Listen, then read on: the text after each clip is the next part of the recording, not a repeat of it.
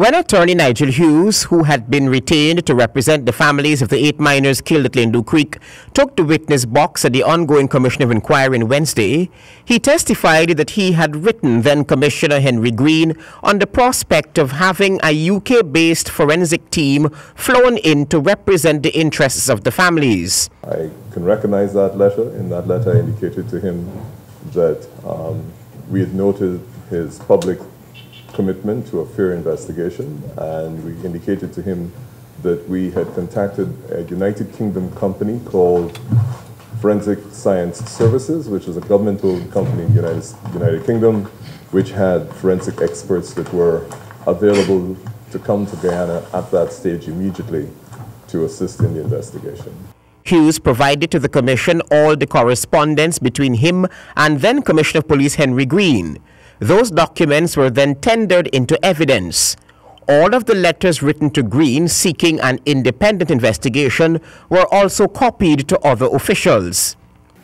In this letter, reference is made. It was copied to anyone It was copied to Commander Gary Best, Chief of Staff of Guyana Defence Force, because at the time the fears of the families were that both the Guyana Police Force and the Army were involved, and with your permission, if I could read the penultimate paragraph that captures that. Yes, please.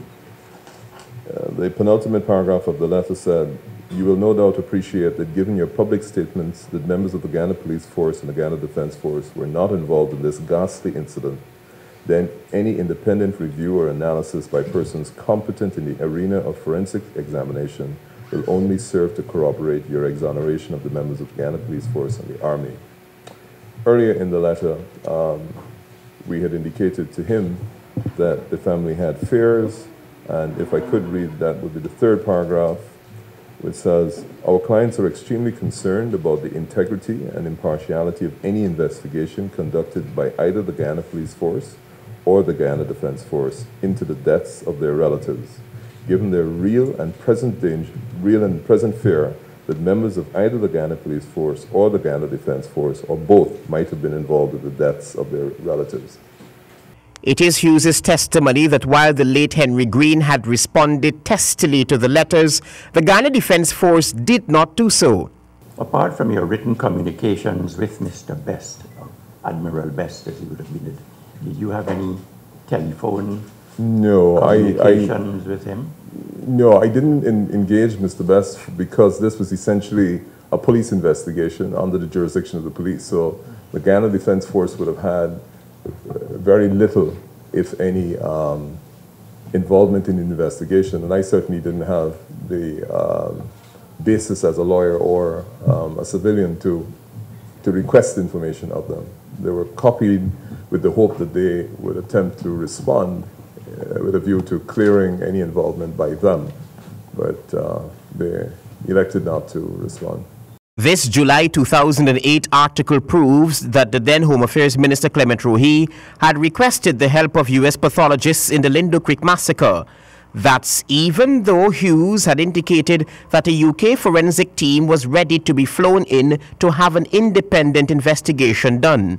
So after we issued the press release, we received another letter from Commissioner Green acknowledging receipt of our second letter of the 1st of July.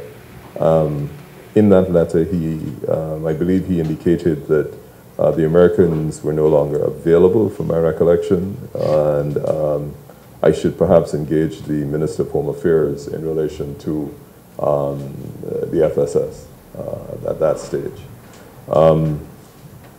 Again, at that time, we were concerned about the daily deterioration in the crime scene.